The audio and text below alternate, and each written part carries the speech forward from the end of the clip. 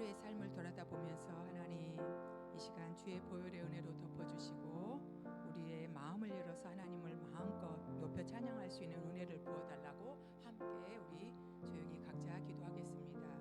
하나님 아버지 감사합니다. 오늘도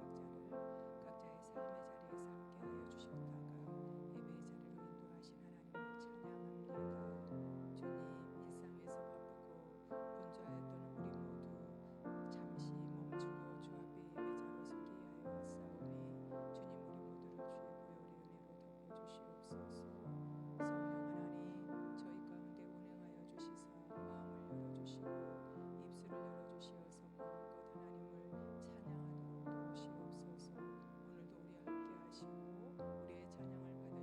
받으실 유 하나님을 찬양드리며 예수님의 이름으로 기도드렸습니다. 아멘.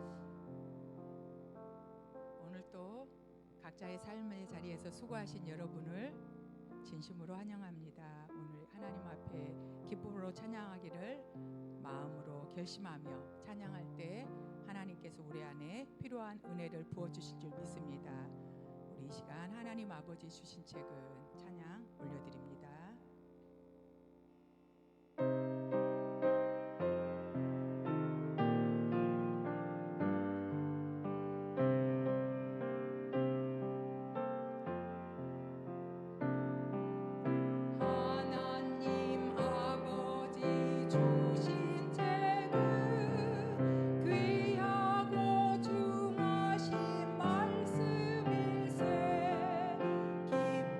기쁘고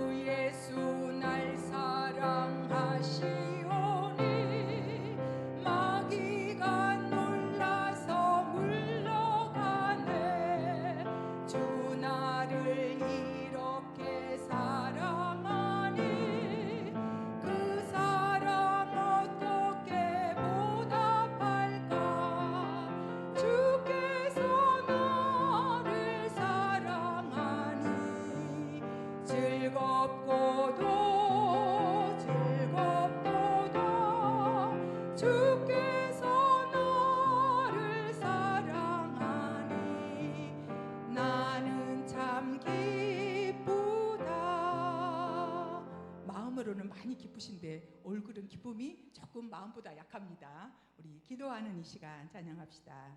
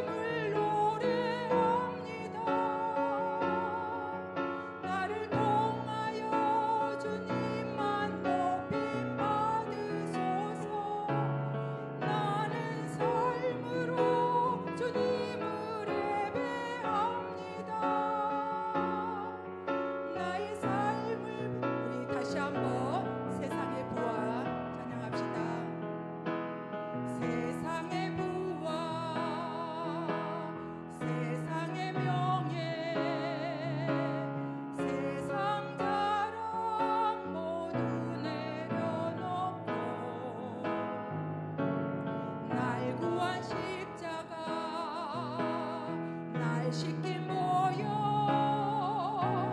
주의 은혜를 깊이 생각합니다. 나의 나 된 것 내 모든 것 다 거저 받은 선물 내 삶은 은혜로 가득 채워주셨네. 나의 나 된 것 내 모든 것 다 거저 받은 선물 내 삶을 주신 분께 다시 올려드리니 나는 삶으로 주님을 노래합니다. 나를 통하여 주님만 높임 받으소서. 나는 삶으로 주님을 예배합니다. 나의 삶을 빛으로 나의 나 된 것 내 모든 것 나의 나 된 것 내 모든 것 다 거저 받은 선물 내 삶을 은혜로 가득 채워주셨네. 나의 나 된 것 내 모든 것 다 거저 받은 선물 내 삶을 주신 분께 다시 올려드리니 나는 삶으로 주님을 노래합니다. 나를 통하여 주님만 높임 받으소서. 나는 삶으로 주님을 예배합니다. 나의 삶으로 사용하소서. 아멘. 하나님이 우리 한 사람 한 사람을 빛으로 사용하기 원하시고 앞으로 사용해 가실 줄을 믿습니다. 이 시간에도 예배의 자리에 부르신 하나님 앞에 감사로 먼저 고백하고 오늘 수요 예배를 통하여 우리의 마음을 만지시고 빛으로 사용될 수 있도록 새롭게 빚어달라고 말씀을 전하시는 목사님을 성령 하나님 기름 부어주시도록 이 공간 가운데 성령 충만할 수 있도록 은혜 달라고 이 시간 우리 소리를 내서 한 목소리로 함께 하나님 앞에 기도하겠습니다. 하나님 아버지 감사합니다. 일상의 삶의 자리에서 이제 하나님 멈추고 주님 앞에 예배의 자리로 나오게 하심을 감사드립니다.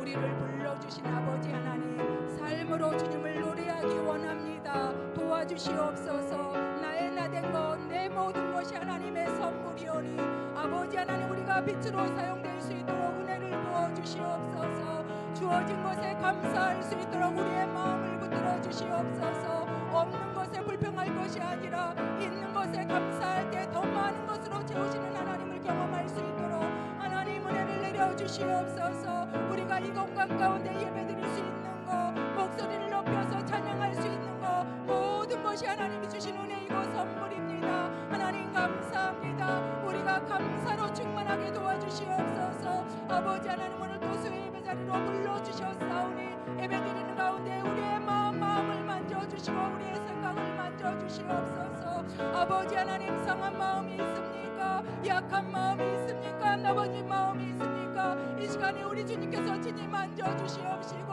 말씀으로 아버지 하나님 임하여 주시옵소서. 강단에 서신 목사님 허락하신 말씀을 선포할 때 성령 하나님 기름을 부어주시옵소서. 우리 각 사람에게 하나님이 주시는 생명의 말씀으로 받을 수 있도록 성령 하나님 역사하여 주시옵소서. 하늘 영광께를 세우신 하나님 이 시간에도 우리 예배를 받아주시옵시고 우리가 한 사람 한 사람이 하나님이 찾으시는 예배자가 되도록 주여 은혜를 내려주시옵소서.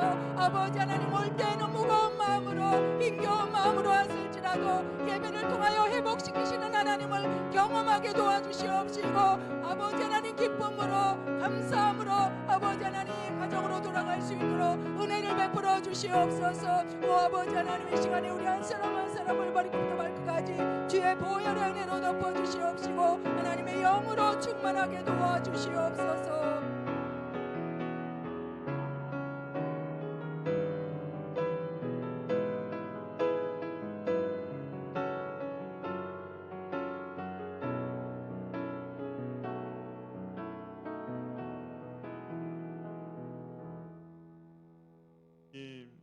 우리 수요 저녁 예배 가운데 우리를 불러주심에 진심으로 감사드립니다. 주님의 말씀 가운데 순종할 수 있도록 도와주시고 또한 우리가 주님 앞에 간절히 기도할 때 우리 부르짖는 가운데 주께서 귀를 기울여 주시고 응답받는 귀하고 복된 역사 일어나도록 은혜 베풀어 주시옵소서.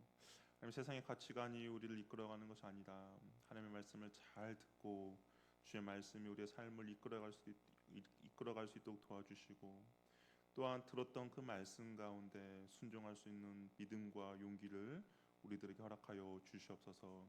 그래 우리의 삶이 주님의 기쁨이 되며 주의 영광을 위하여 살아가는데 부족함이 없는 귀하고 복된 인생 되도록 역사하여 주옵소서.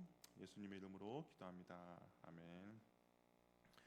우리 오늘 함께 나눌 말씀 여호수아 22장 1절에서 9절 말씀입니다.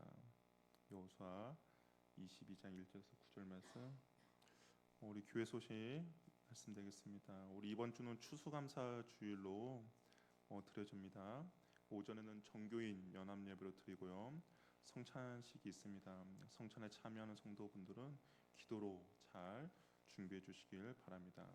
오후 시간에는 우리 셀 교제 시간으로 갔습니다. 그리고 내일 이제 수능이죠. 우리 수능을 보는 우리 예은 자매를 위해서도 함께 기도해 주시길 바랍니다. 여호수아 22장 1절에서 9절 말씀 한 절씩 서로 교독하겠습니다. 1절 말씀 먼저 읽겠습니다. 그때 여호수아가 루벤 사람과 갓 사람과 므낫세 반지파를 불러서 그들에게 이르되 여호와의 종 모세가 너에게 명령한 것을 너희가 다 지키며 또 내가 너에게 명령한 모든 일에 너희가 내 말을 순종하여 오늘까지 날이 오래도록 너희가 너희 형제를 떠나지 아니하고 오직 너희 하나님 여호와께 명령하신 그 책임을 지키도다. 이제는 너희의 하나님 여호와께서 이미 말씀하신 대로 너희 형제에게 안식을 주셨으니 그런즉 이제 너희는 여호와의 종 모세가 요단 저쪽에서 너희에게 준 소유지로 가서 너희의 장막으로 돌아가되 오직 여호와의 종 모세가 너희에게 명령한 명령과 율법을 반드시 행하여 너희 하나님 여호와를 사랑하고 그의 모든 길로 행하며 그의 계명을 지켜 그에게 친근히 하고 너희의 마음을 다하여 성품을 다하여 그를 섬길지니라 하고 여호수아가 그들에게 축복하여 보내매 그들이 자기 장막으로 갔더라.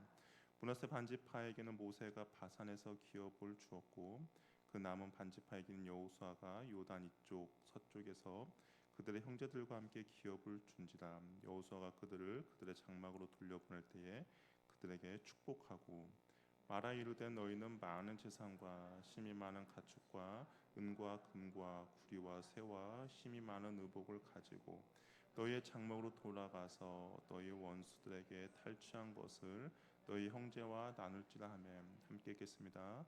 루벤 사람과 갓 자손과 므낫세 반지파가 가나안 땅 실로에서 이스라엘 자손을 떠나 여호와께서 모세에게 명령하신 대로 받은 땅 곧 그들의 소유지 길앗으로 가니라. 아멘. 우리 옆에 분과 인사 나눌게요. 사랑합니다. 축복합니다. 네, 사랑합니다. 축복합니다. 우리 이제 여호수아가 이제 거의 끝나가는데요. 이제 거의 어찌 보면 오늘부터 이제 좀 한 두세 번 더 살펴볼 텐데 여호수아의 이제 그 마지막 그냥 그런 에필로그라고 할 수가 있습니다. 거의 이제 특별한 정복 이야기도 나오지 않고 어떤 사건을 이야기를 하고 있는데 특별히 성경에 많은 땅 분배 이후에 얼마나 많은 에피소드가 있었겠습니까? 그런데 성경은 오늘 22장에 어떤 벌어진 한 사건을 대표하여 기록하고 있습니다. 이 사건이 이스라엘이 가나안 땅에서 복을 누리고 하나님 나라를 이제 확장하는데 다른 사건들보다 중요한 의미와 교훈이 있기 때문일 것이죠. 우리가 성경을 읽을 때 왜 이 본문이 기록이 되었는가? 이 사건을 통해서 하나님께서 말씀하시고자 하는 의도와 목적은 무엇일까를 생각하면서 우리가 말씀을 묵상하고 읽는다면 하나님께서 기록하신 그 목적과 이유를 알면 우리가 말씀의 은혜를 더 크게 누릴 수 있을 것입니다. 오늘 특별히 그렇다면 공동체 가운데 성도들 가운데 해야 될 정말 그런 부분의 중요한 부분을 하나님께서 기록하셨는데요. 루벤, 갓, 므낫세 반지파들은 자신들이 약속한 것을 성실하게 지켰어요. 이들은 요단 동편에 이미 땅을 얻었죠. 요단 동편에 기업을 얻었음에도 불구하고 가나안 정복을 하는 데 있어서 전쟁의 선봉에 서서 그 나머지 지파들을 위해서 열심히 싸웠습니다. 이제 가나안 정복도 다 마쳤어요. 그리고 땅 분배도 끝났습니다. 그래서 이제 이별의 시간이 되었던 것이죠. 그래서 여호수아가 루벤, 갓, 므낫세 반지파를 불렀습니다. 그리고 오랜 세월 동안 변하지 않고 자신의 자리를 지키며 인내한 것을 이제 칭찬해 준 거죠. 아마 시간이 뭐 짧게는 7년, 많게는 더 오랜 시간이 아마 흘렀을 것입니다. 부모와 아내와 어린 자녀들은 이미 요단 동편에 머물고 있죠. 근데 이제 남자들만 전쟁에 참여할 수 있는 남자들만 요단 서편에 와서 가나안 정복 전쟁에 참여했습니다. 뭐 쉬운 일은 아닐 거예요. 가족들이 다 남아 있고 자신들만 이쪽에서 전쟁하는 쉬운 일이 아님에도 불구하고 오랜 시간 동안 자신들이 약속한 것을 끝까지 지켜냈습니다. 포기하지 않았고 끝까지 앞장서서 전쟁을 잘 마무리했죠. 자신들의 주어진 책임을 완벽하게 마무리했습니다. 여호수아가 이들에게 돌아가도 될 것을 이야기했죠. 그러면서 이들에게 중요한 것을 권면합니다. 우리 5절 말씀 한번 같이 읽어보도록 할게요. 시작.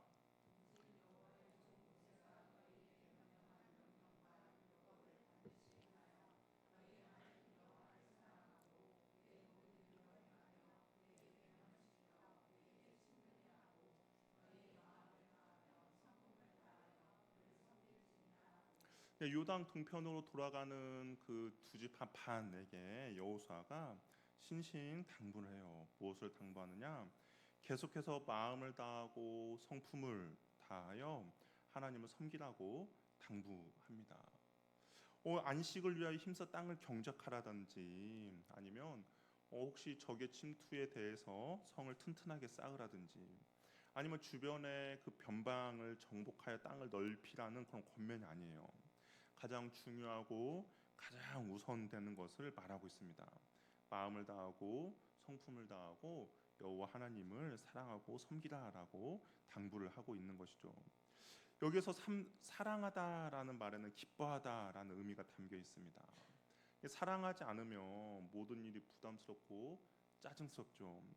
하나님을 섬김에도 마찬가지죠. 우리가 하나님을 사랑하지 않으면서 그 하나님의 일을 한다, 하나님을 섬긴다라는 것은 억지로 하기 때문에 부담스럽고 짜증이 납니다. 하지만 사랑하는 사람을 위해서라면 어떻습니까? 아무리 힘들고 아무리 바쁜 일도 기쁘게 감당하게 되죠. 하나님을 향한 사랑이 없다면 우리의 신앙은 딱딱한 종교 의식과 지루한 의무감만 있을 뿐입니다. 그래서 이 여호수아는 하나님을 사랑하라라고 이 사랑을 지속해야 한다라고 이야기를 하고 있어요.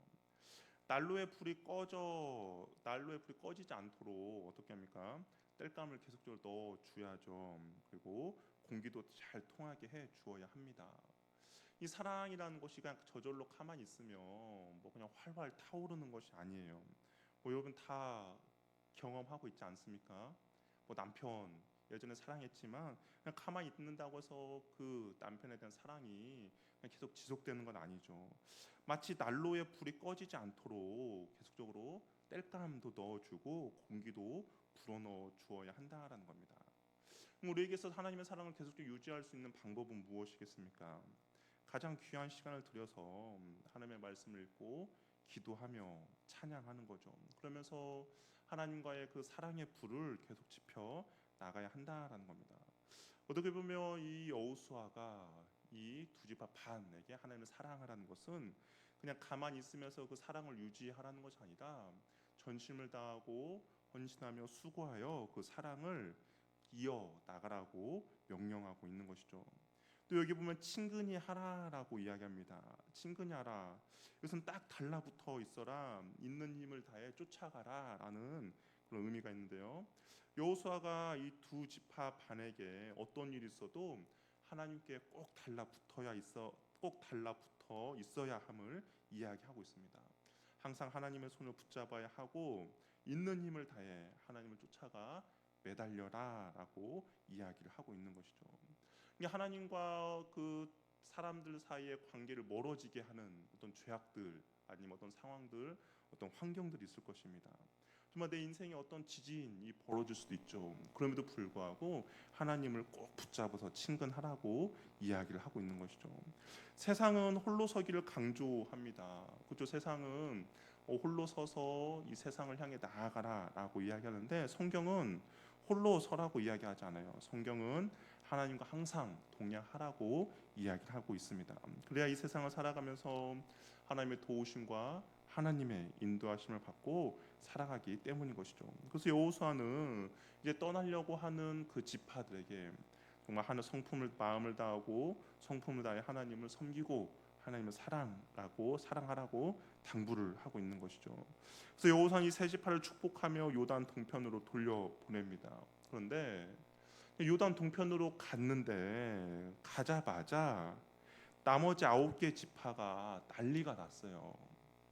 분명 축복하면서 보내줬는데 가자마자 난리가 났습니다. 그럼 무슨 난리가 났는가 우리가 읽지는 않았지만 우리 한번 살펴보면 12절 말씀 우리 같이 한번 읽어보도록 할게요. 12절 말씀 읽어보겠습니다. 시작.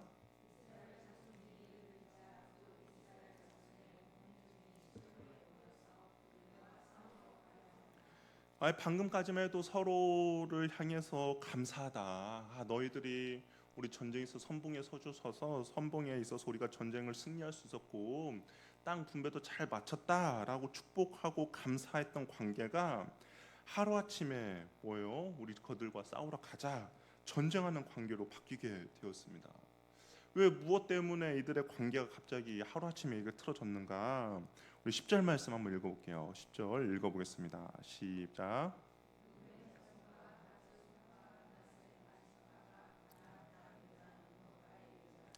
거기서 요단가에 제단을 쌓았는데 보기에 큰 제단이었더라.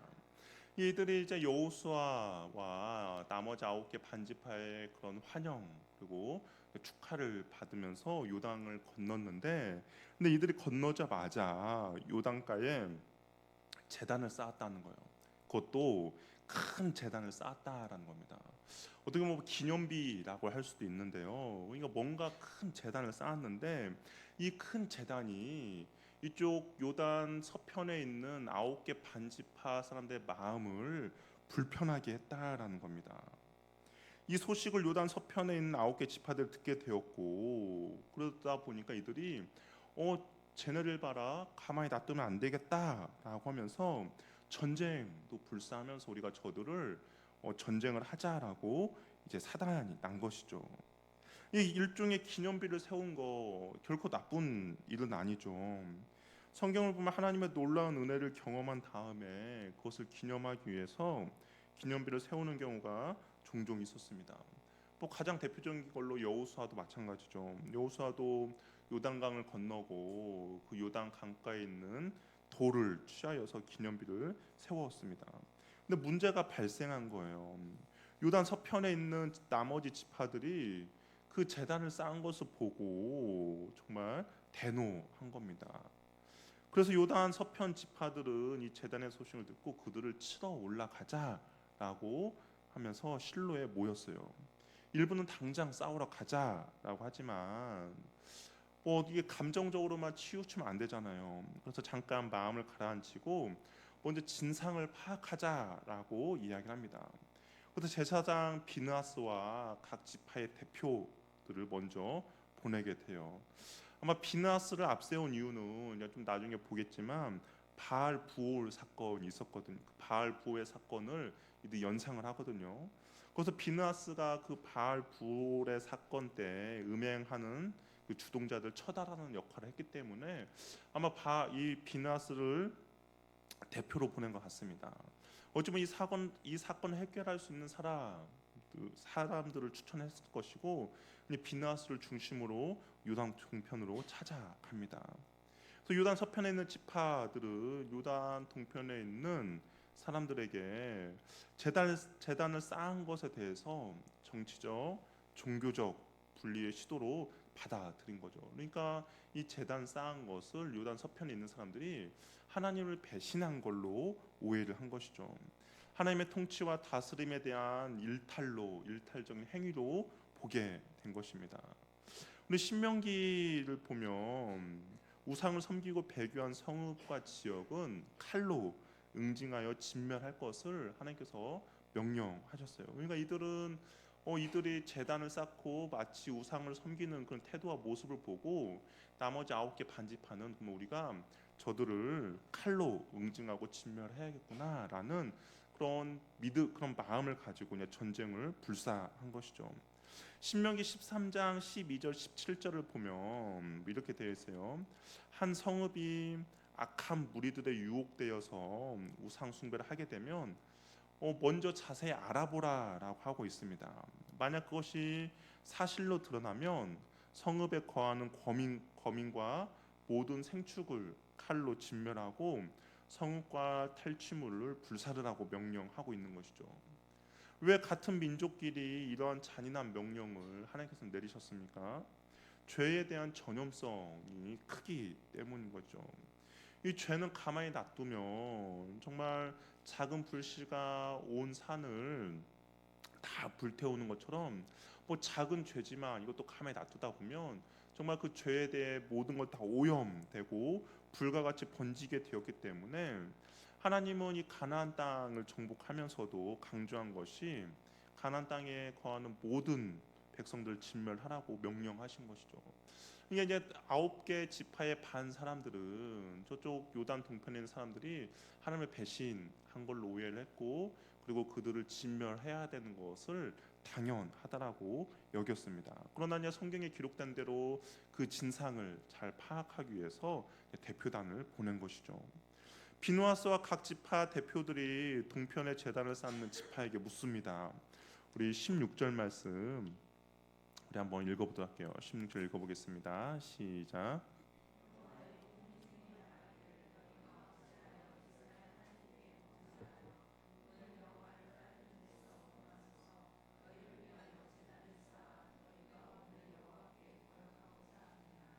어찌하여 너희가 제단을 쌓아서 하나님을 배신하느냐, 하나님께 범죄하느냐라고 이야기합니다. 이 범죄하다라는 단어가 신실하지 못하여 저지르는 죄라는 의미가 있거든요. 그러니까 하나님과 이스라엘 백성들 가운데 신뢰의 관계가 있었는데 왜 그 하나님과의 관계를 깨트리는 왜 범죄를 하느냐라고 묻는 겁니다. 하나님께서 이스라엘 백성들을 잘 지켜주시고 보살펴줘서 가나안 정복도 잘 마쳤는데 니네가 왜 어찌하여서 하나님과의 그 신의를 하나님과의 약속을 깨트려 버리는 그런 일을 저지르냐라고 묻는 것이죠. 서편에서 온 비느하스와 각 지파 대표들은 동편의 이러한 행동들을 어떻게 판단했냐? 부올의 죄악을 상기시켰다라고 이야기를 하고 있습니다. 그러니까 아까 우리 17절에 보면 부올의 죄악으로 말미암아 하나님이 그 회중에 내린 재앙이 있지 않느냐라고 이야기를 하는 거예요.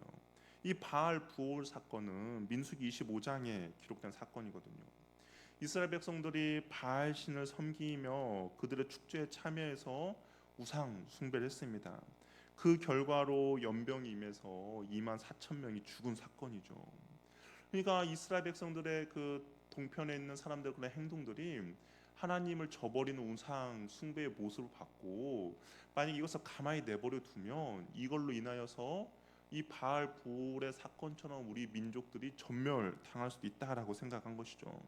또한 이들이 이 사건을 어떻게 또 바라보았냐면 아간의 사건과 동일하게 또 바라봤습니다. 20절에 보니까 세라의 아들 아간이 온전히 바친 물건에 대하여 범죄하였다라고 이야기하고 있어요. 이 아간이 범죄하였다라는 이 범죄라는 단어가 아까 왜 너희가 16절에 너희가 하나님께 왜 범죄하느냐라는 동일한 단어거든요. 하나님 앞에 왜 신실하지 못하고 하나님의 신뢰를 저버리냐라는 그런 의미가 있습니다. 그러니까 이 사람들 지금 요단 동편에 있는 두 지파 반이 제단을 쌓은 것이 바알 부올의 사건, 하나님 앞에 죄를 저질러서 우상 숭배하는 그 모습으로 보았고, 또 아간이 하나님 앞에 불순종해서 범죄를 저지른 것처럼 하나님과를 믿지 않고 신뢰 관계를 깨트리는 그 유법한 범죄 행위로 이들이 바라보았다라는 것입니다. 이들은 어리석은 행동으로 인하여 큰 재앙과 저주를 당할 수 있다라고 생각을 해서 전쟁을 해서라도 우상 숭배를 못하게 이들을 말리려고 한 것이죠. 그러면서 이제 권면을 해요. 어떤 권면을 하느냐? 우리 19절 말씀 우리 같이 한번 읽어볼까요? 19절 한번 읽어보겠습니다. 시작.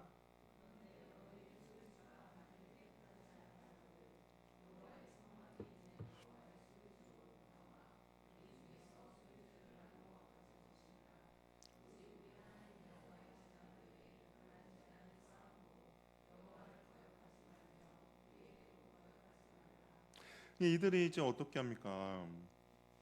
혹시 너희 땅이 부정해서 너희가 지금 그렇게 이방의 우상 숭배를 너희들 영향을 받았느냐? 그러면 뭐라고 해요? 땅이 축소되고 경제적으로 손해를 보더라도 요당 동편에 있는 사람들이 그럼 와서 우리가 함께 살자. 이쪽은 부정해서 너희들이 우상 숭배에 젖어 있고 그러면 어쩔 수 없으니까 넘어와서 우리가 더 하나님을 더 섬기며 온전히 같이 살자라고 제안을 합니다. 이스라엘 백성들이 광야에서 하나님의 진노하심을 경험했기 때문에 이런 제안을 한 것이죠. 그러자 제단을 쌓은 지파에서 항변을 해요. 뭐라고 항변하냐? 결론적으로는 이렇게 항변을 합니다. 우리 29절 말씀을 한번 같이 읽어볼게요. 29절 말씀 읽어보겠습니다. 시작.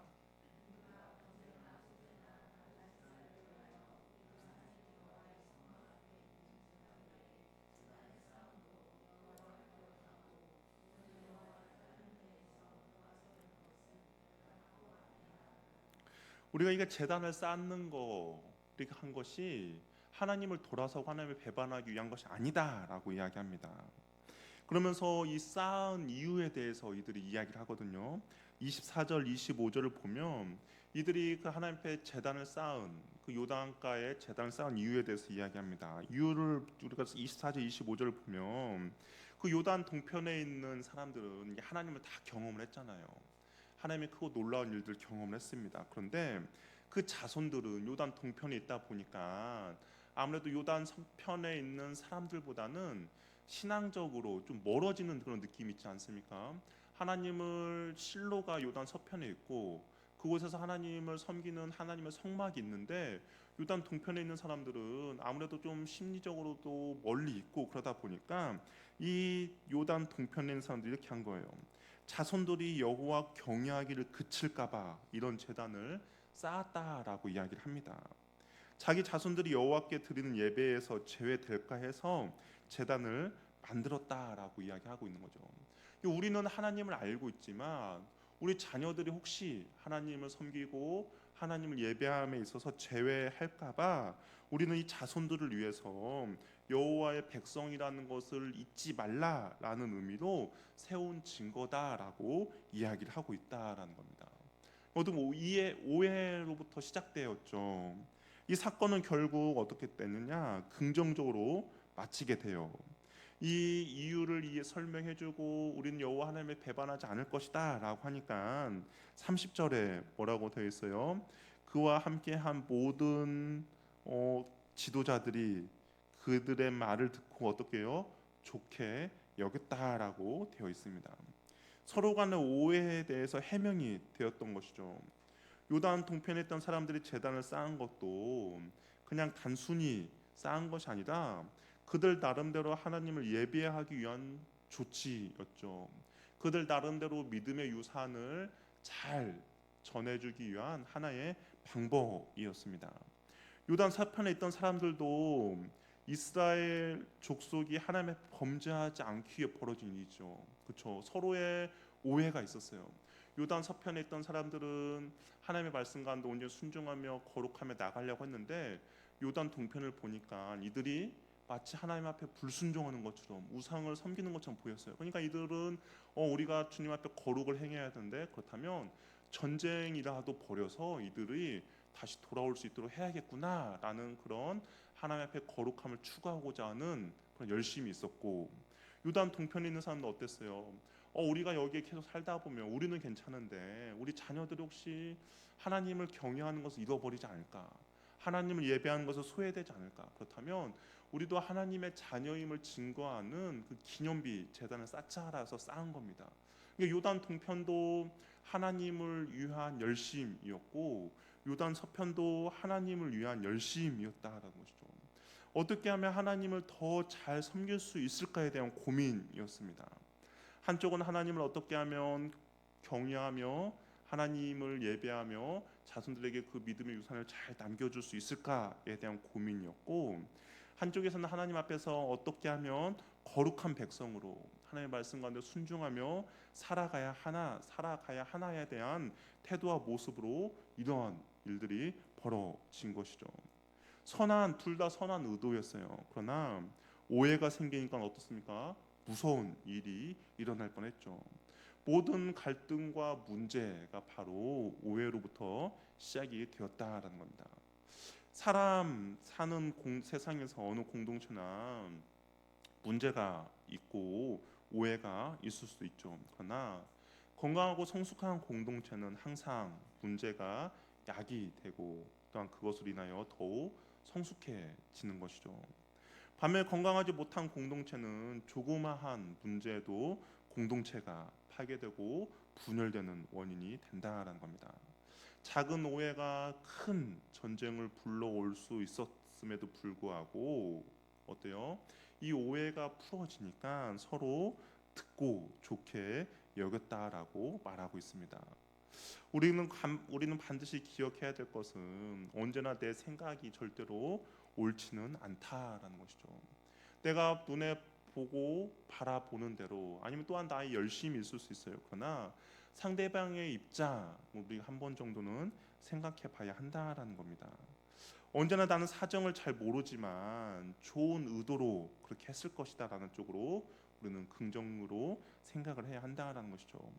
그래서 무조건 상대방을 정죄하기 전에 충분히 그의 사정을 들을 필요가 있다라는 겁니다.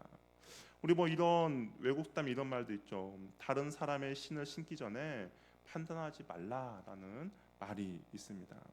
상대방이 처한 처지와 그 상황과 감정을 이해하고 공감하라는 그런 의미가 있는 것이죠. 우리 이 말씀을 준비하면서 이렇게 이런 예화를 하나 보게 됐어요. 어떤 비행기를 타고 가는데 옆에 있는 이제 아이들이 너무 떠드는 거죠. 그러니까 근데 부모가 아니죠. 엄마가 가만히 그냥 넋놓고 가만히 있는 거예요. 옆에서 좀 피곤해서 자려고 하는데 아이들 너무 떠드니까 짜증나는 투로이죠. 엄마한테 아이들을 좀 조용히 좀 시키면 좋겠다라고 이야기를 했어요. 그랬더니 엄마가 죄송하다라면서 지금 남편이 죽었다라는 사고로 죽었다라는 소식을 듣고 지금 남편의 그 사고 현장을 가서 자기가 정신이 없어서 그런 실수를 하게 됐다라는 이제 그 변명을 들었다라고 합니다. 그러면서 그 분이 아이들한테 짜증냈던 사람이 자신이 그 상대방이 배려하지 않고 스스로 이렇게 판단한 거에 대해서 후회했다라는 그런 예화를 보게 됐습니다. 맞죠? 우리는 눈에 보는 대로, 그다음 나의 감정대로, 나의 생각대로 우리가 상대방을 판단하고 오해할 때가 있다라는 겁니다. 그러나 상대방이 좋은 의도로 그렇게 했을 것이다. 그리고 상대방의 처지와 상황과 감정을 이해해야 될 필요가 우리들에게 있다라는 것이죠. 오해가 풀리자 어떻게 됐습니까? 우리 33절에 보면 이 서로의 두 지파의 오해가 풀리니까 그 일이 이스라엘 자손을 즐겁게 했다라고 이야기합니다. 그 즐겁게 했고 이스라엘 자손이 하나님을 찬송했다라고 되어 있는 것이죠. 오해할 때는 분노해서 죽일 듯이 달려들었는데 오해가 풀어지자 기쁨과 감사와 찬양이 넘치게 되었다라는 것이죠. 오해하는 마음이 생길 때 당사자의 의도와 진심을 확인할 때까지 결론을 내리지 말고 내 입장이 절대적으로 옳다라고 생각하지 말고 상대방 입장에서 충분히 한 번 정도 생각해 봐야 할 지혜가 저 여러분들에게 있기를 바랍니다. 그리고 이거는 뭐 사람과의 오해이지만 그러나 우리는 또 중요한 것은 하나님과의 오해도 생길 수가 있다라는 것이죠. 뭐 사람과의 오해는 우리가 서로 대화를 통해서 충분히 풀 수는 있습니다. 그러나 하나님과의 오해도 생길 수도 있습니다. 그럼 어떻게 됩니까? 예배가 막히죠. 기도가 막힙니다. 그리고 말씀이 막히게 되는 것이죠. 이 하나님과의 오해가 생기면 우리가 아담과 하와의 범죄도 어디에서부터 시작됐느냐? 하나님에 대한 오해로부터 시작이 되었죠. 하나님께서 선악과를 먹지 말라라는 이유가 아담과 하와를 위한 하나님의 방편이었고 하나님의 조치였습니다. 근데 사단은 어떻게 해요? 그 아담과 하와로부터 하나님을 인색한 분으로 오해하게 만들었죠. 자기들이 하나님처럼 되는 것이 싫어서 먹지도 말라 했다라고 오해하게 만들었습니다. 그러다 보니까 하나님의 말씀 가운데 불순종했고 결국에는 죄를 범하게 한 것이죠. 우리도 신앙생활을 하다 보면 하나님에 대한 오해가 생깁니다. 하나님에 대해서 인색하신 분이다라고 이야기를 하는 것이죠. 하나님은 나의 기도에 대해서 응답하지 않는 분이다라고 하고 하나님은 내가 하고 싶은 것을 절대적으로 막는 분이다라고 생각을 하고요. 심지어는 하나님을 정말 이 스크루지 할아버지처럼 내가 하는 일에만 계속적으로 방해하는 분이다라고 오해하는 것이죠. 우리는 그럴 때마다 기도와 말씀 묵상을 통해서 하나님의 성품을 묵상해야 한다라는 겁니다. 성경이 기도다 하나님은 어떤 분이신지 우리가 그 하나님에 대한 오해를 풀어야 한다라는 것이죠. 하나님의 성품을 묵상하면서 내 지금 상황과 환경이 여러 가지 고난 가운데 있더라도 여러 가지 어려운 상황 가운데 있더라도 정말 하나님이 침묵하시는 것 같더라도 우리가 하나님의 그 성품을 묵상하면서 하나님과의 그 오해된 거 막힌 것들을 우리는 반드시 길을 쓰고 풀어내야 한다라는 겁니다. 그것이 바로 우리가 살아갈 길이다라는 것이죠. 그래야 예배가 회복되고 기쁨이 회복될 수가 있다라는 겁니다. 혹시 여러분 가운데 하나님에 대한 오해를 갖고 계신 분이 있습니까? 하나님을 되게 인색하신 분이다라고 생각하십니까? 하나님은 내가 좋아하는 것을 절대적으로 막는 분이다라고 혹시 생각하십니까? 하나님은 내가 원하는 길을 하지 못하도록 그리고 내가 하고 싶은 것을 절대로 막는 분이라고 혹시 생각하십니까? 그렇다면 기도와 말씀 묵상을 통해서 하나님의 성품을 묵상하시길 바랍니다. 하나님은 절대로 그런 분이 아니죠. 하나님은 정말 스크루지 영감처럼 인색하신 분이 아니다라는 겁니다. 시편의 기자들은 항상 하나님에 대해서 이야기하죠. 그는 선하시고 인자하신 분이라고 이야기합니다.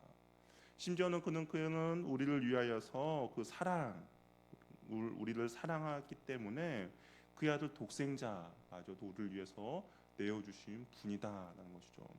그래서 그 아들을 내어주신 이가 너희들에게 다른 것을 주지 않겠느냐라고 바울은 이야기를 하고 있다라는 겁니다. 그처럼 하나님은 긍휼이 풍성한 분이다라는 겁니다.